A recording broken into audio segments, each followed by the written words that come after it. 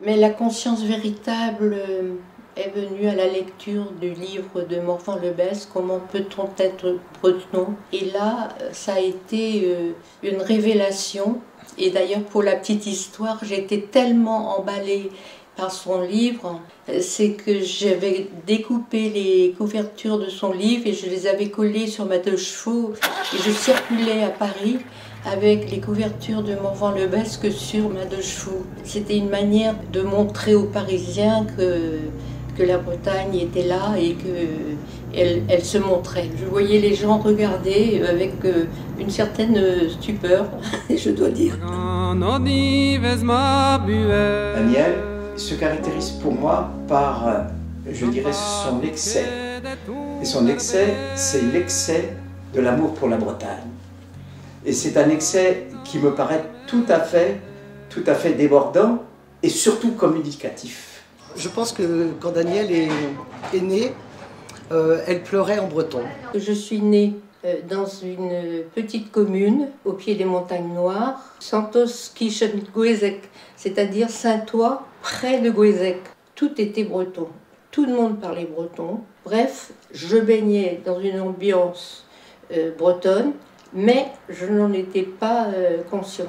À quel moment j'en ai pris conscience? Tout d'abord, je suis partie quelques mois à New York, parce que je travaillais dans un restaurant, et il se trouve que le personnel était breton, et chaque fois que j'avais un moment, je descendais dans les arrière-cuisines, et mon plaisir, c'était de parler breton avec eux. Et puis là-dessus, comme la Bretagne était trop loin pour moi, j'ai voulu revenir en Bretagne, et je me suis arrêtée à Paris. Et à Paris, je suis rentrée à Elle, et à Elle, j'ai été frappée du regard qu'on portait sur moi. « Ah, tu es bretonne ?» Et à partir de ce moment-là, j'ai été fascinée par cette identité qui ne m'a plus quittée.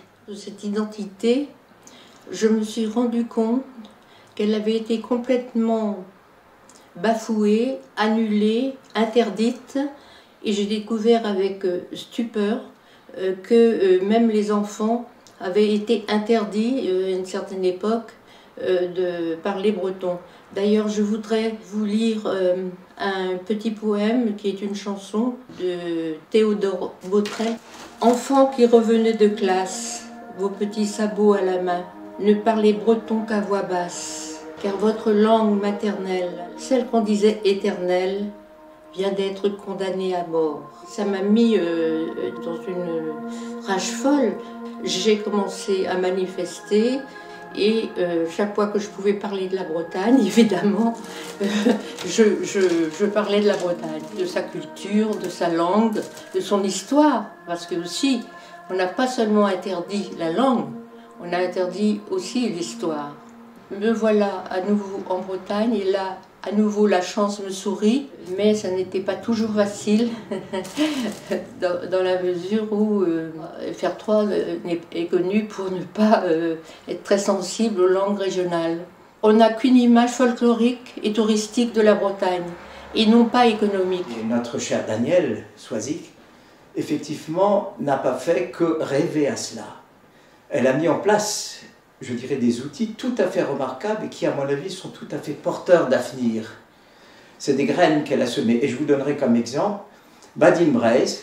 D'où l'idée d'utiliser Made in parce que c'est international et Braise parce que c'est breton. Et je me disais qu'avec cette signature collective à laquelle pouvaient adhérer les grands économistes bretons, nous marquerions des points sur le plan économique.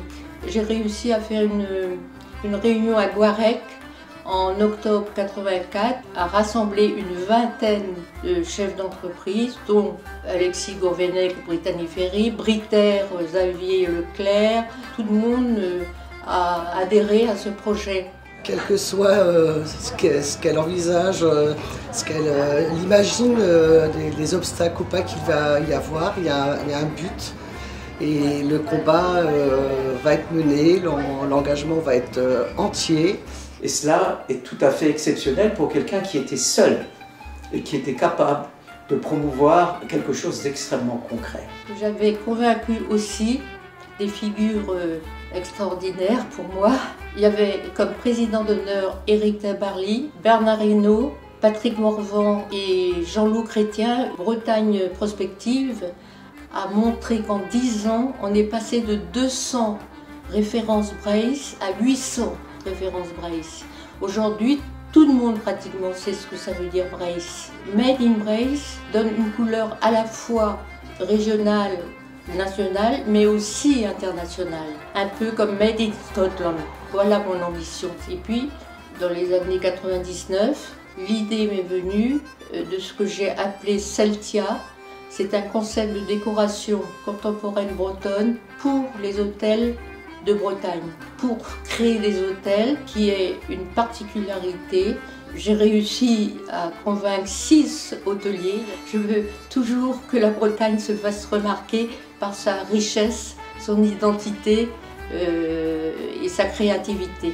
Elle a inventé à son niveau, et je souhaite que cela puisse se développer, une Bretagne autre. Il ne faut pas oublier que nous sommes des Celtes, alors que la plupart du reste de la France est romaine, et ce sont des Latins.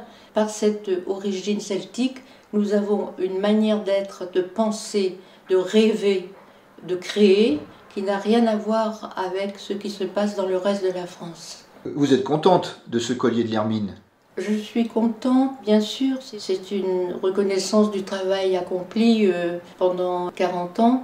Mais je suis quand même déçue du peu que nous avons obtenu. Parce que le pouvoir jacobin est très puissant. Là encore, pour la langue, on vient d'en voir un exemple avec le comportement de Blanquer.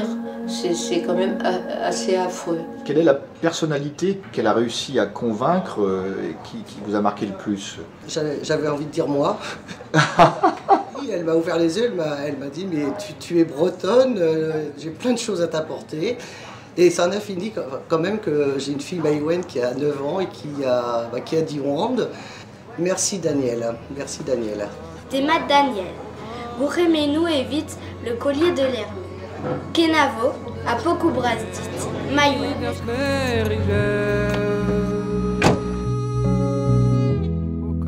Gantan prend arbre